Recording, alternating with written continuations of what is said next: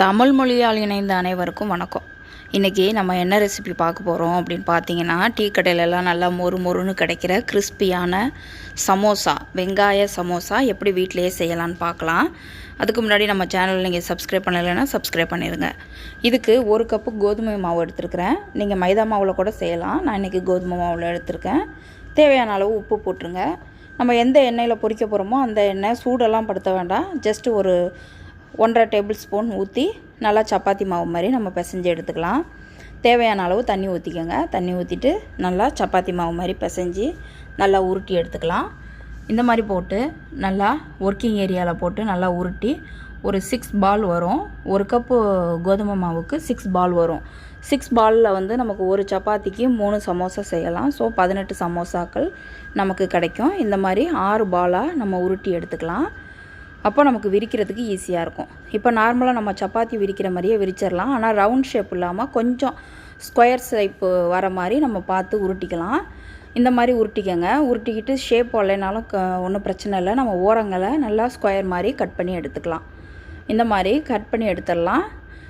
மிச்சம் இருக்கிற மாவை நம்ம அடுத்த பாலோட சேர்த்து உருட்டி நம்ம போட்டுக்கலாம். இந்த மாதிரி நல்லா ஸ்கொயர் வர மாதிரி போட்டுக்கோங்க. ரொம்ப பெரிய சைஸில் உருட்டினீங்கன்னாலும் சமோசா மொத்தமாக போயிடும். அப்போ கிறிஸ்பியாக இருக்காது. இந்த சைஸு போதுமானதாக இருக்கும். பாருங்கள் எவ்வளோ டிரான்ஸ்பரண்ட்டாக இருக்குன்ட்டு.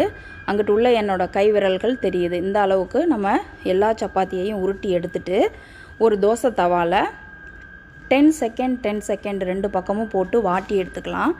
இந்த மாதிரி வாட்டி எடுக்கிறனால சமோசா வந்து ரொம்பவே கிறிஸ்பியாக கிடைக்கும் நமக்கு. இப்போது ஒவ்வொரு சப்பாத்தியையும் நம்ம 3 பகுதியாக கட் பண்ணி எடுத்துக்கலாம். சப்பாத்தியை வாட்டும்போது ரொம்ப வேக வைக்க வேண்டாம். 10 செகண்ட் மட்டும் போதும். இந்த மாதிரி நம்ம எல்லாத்தையும் விரிச்சிக்கலாம். பாருங்கள் ஒரு சப்பாத்தியில் 3 கிடைக்கும் நமக்கு. அப்போது 18 சமோசா பேப்பர் நமக்கு கிடைக்கும். நமக்கு இப்போ சமோசா பேப்பர் ரெடி ஆகிட்டு இப்போ நம்ம மசாலா ரெடி பண்ணிடலாம். மசாலா ரொம்பவே சிம்பிள் தான்.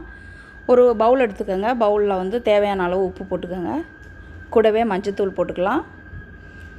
அது கூடவே நம்ம வந்து காரத்துக்கு தகுந்த மாதிரி மிளகாய்த்தூள் சேர்த்துக்கலாம். நீங்கள் பச்சை மிளகா கூட சேர்த்துக்கலாம். குழந்தைங்களுக்கு கொடுக்குறீங்கன்னா பச்சை மிளகா இருந்துச்சுன்னா ரொம்ப காரமாக தெரியும். அதனால் மிளகாய்த்தூள் சேர்த்துக்கிட்டிங்கன்னா ஈஸியாக இருக்கும். இப்போ ஒரு பெரிய சைஸ் வெங்காயத்தை நல்லா நீட்டமாக வெட்டியிருக்கிறேன். அந்த வெங்காயத்தையும் அது கூட சேர்த்துருங்க. சேர்த்துட்டு தேவையான அளவு கொத்தமல்லி கருவேப்பிலையும் சின்னதாக சாப் பண்ணி போட்டுக்கலாம்.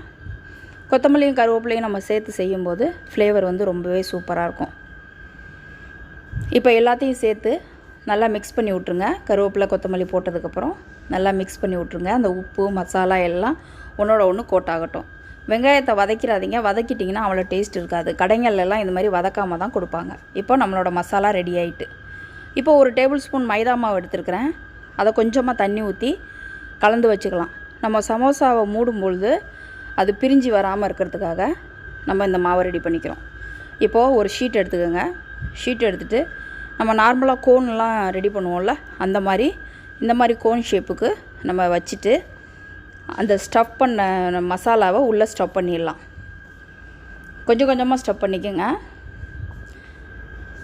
இந்த சமோசா வந்து மினி சைஸில் தான் இருக்கும். அப்போ தான் டேஸ்ட்டாகவும் இருக்கும், கிறிஸ்பியாகவும் இருக்கும். இந்த மாதிரி நம்ம மூடிடலாம்.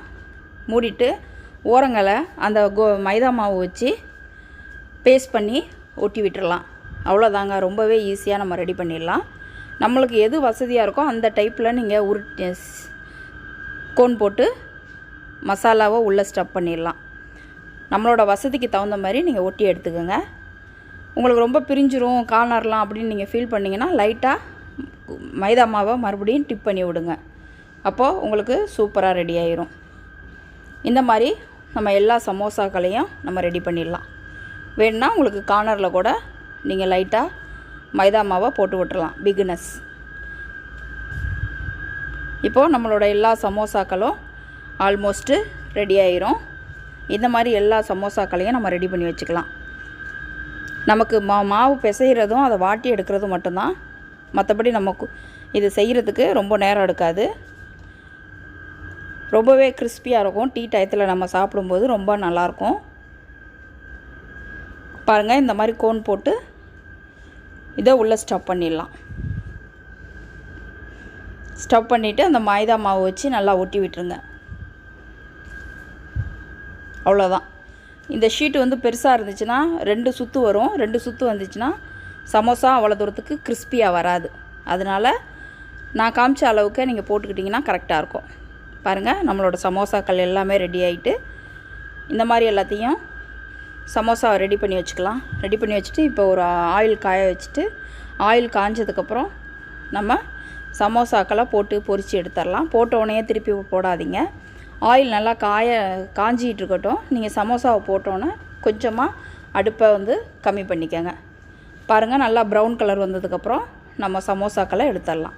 நம்மளோட கிறிஸ்பியான சமோசா ரெடி ஆகிட்டு, கண்டிப்பாக ட்ரை பண்ணுங்கள். நம்ம சேனலை சப்ஸ்கிரைப் பண்ணுங்கள், உங்கள் ஃப்ரெண்ட்ஸோடு ஷேர் பண்ணுங்கள். தேங்க்யூ ஃபார் வாட்சிங்.